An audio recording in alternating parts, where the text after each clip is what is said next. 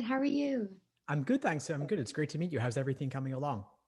Not too bad. How are you doing in general, though? First, I want to know that. Oh, I'm doing great, thanks. Always great. Always happy to meet with students. Always happy to talk LSAT and admissions. This is the world I live in, you know? Fair, fair.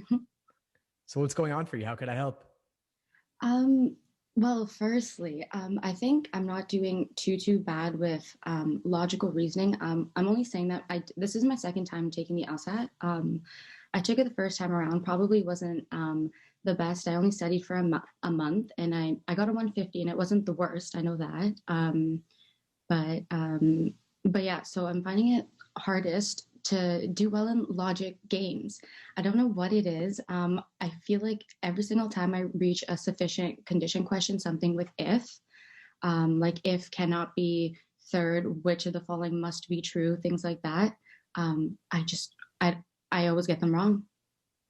My question would be, are you taking the information from the question stem as far as it can go, or are you maybe taking it in directions that are invalid for some reason?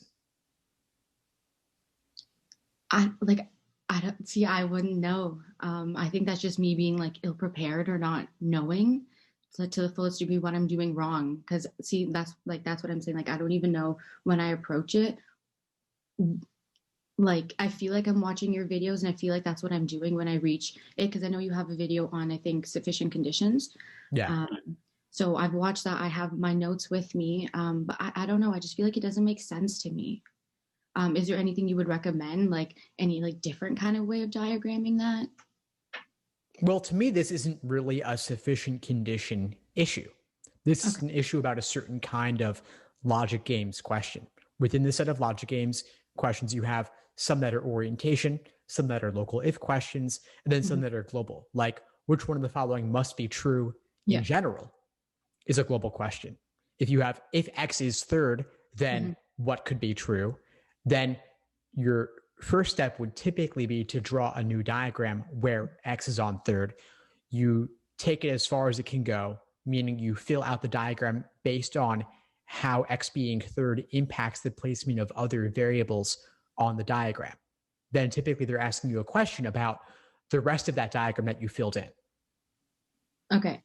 And I should never, in that sense, use work from previous questions, like in the sense of like I don't keep my general diagram, but not the rules or anything, right? Like it's kind of like a clean slate for the next question, or should I keep any of the rules in mind?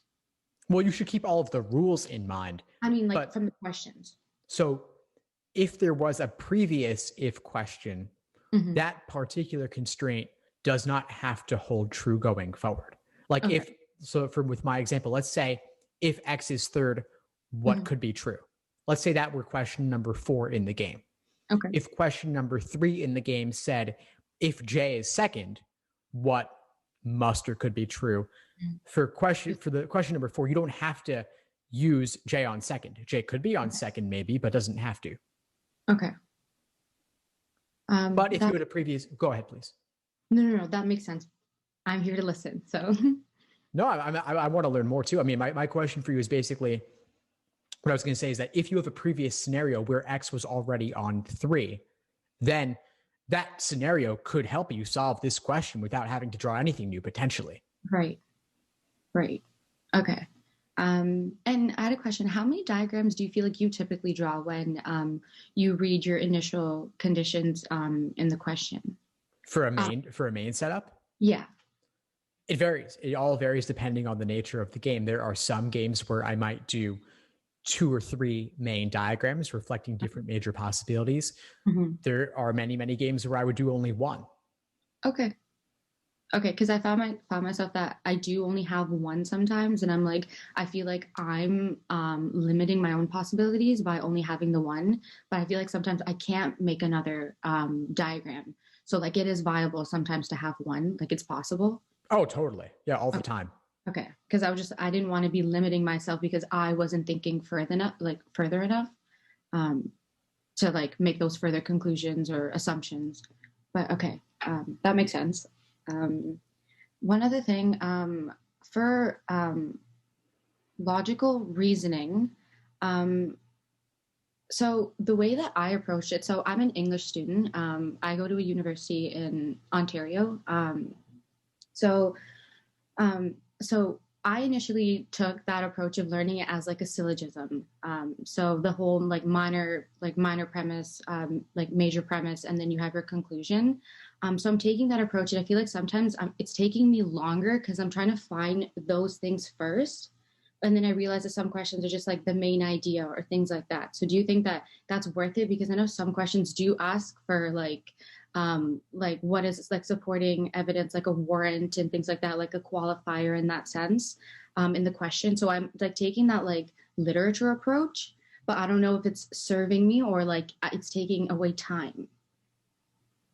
Good question. I mean, which question type are you talking about right now?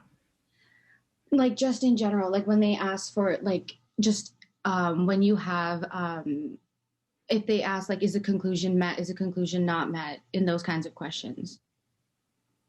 So are we talking like logical reasoning? Yeah. I'm just trying to bucket it a little bit. Okay, so logical reasoning, there may be a question type asking you, what's the main point? Hmm. That's going to be your conclusion. It may be unstated directly, maybe a paraphrase of the conclusion. Hmm.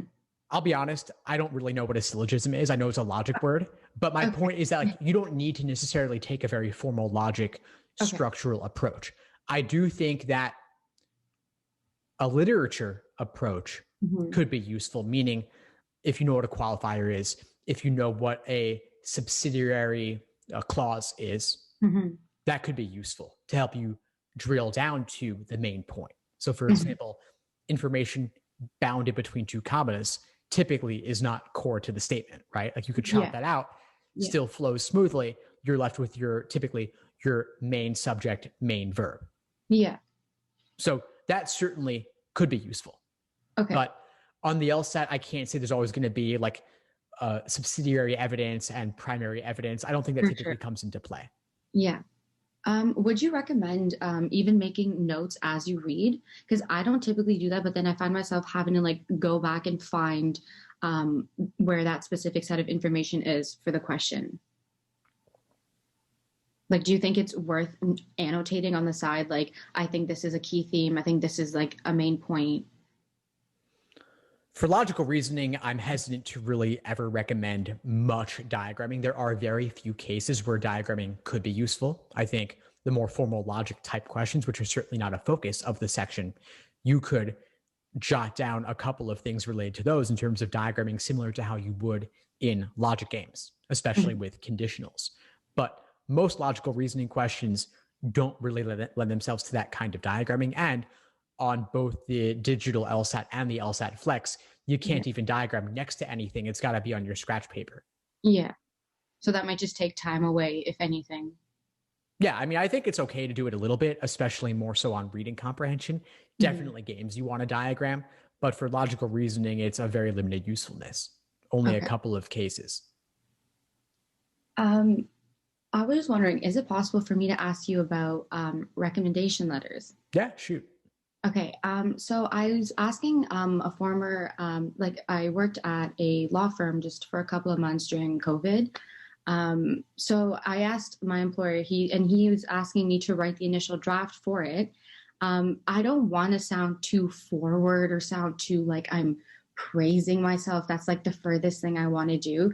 Would you recommend any kind of like key things I should include or anything like to like veer away from in order to not make myself like seem like I'm like boasting or anything? Yeah, well, first off, that's a great position to be in. So that definitely Okay. suggests a lot of trust between you and the recommender wants you to have a very strong letter. So I think that's great. As for just how far you go, I think it's really based on the nature of your relationship with them. Yeah. So that's a judgment call I can't really speak to. What I would Okay. recommend you look to include instead is not really about the degree of enthusiasm. That's Hmm. something for you to navigate. But instead, I would talk more about really giving specifics. This is a chance for you to really craft it in a way that gives some objective measures. So if there's anything before after you can Okay. include, I think that's really nice to be able to have to show transformation. Or Okay. one thing that's really nice to have in general is relative comparisons. So what you might have done in class relative to others in the class, or how you might stack up against other students in general the professor has worked with. Okay. No, that's very helpful. So like not so much as myself, but myself in comparison to others. In some ways, or also in comparison to your previous self. So like, Okay. for example, if you took on challenges and then grew over the course of your time with this person, that would certainly help. Okay. And I feel like that's like the general theme I should include in a personal statement, right? Not a diversity statement. Personal statement's more so something you've overcome. And a diversity statement is something is still like, if need be, like something that still might be limiting your abilities or something that still might be occurring in your life. I wouldn't really think about them that way. I think that in general, the arc of either one doesn't really have to differ that much. And there are plenty of diversity statements that could also serve as personal statements.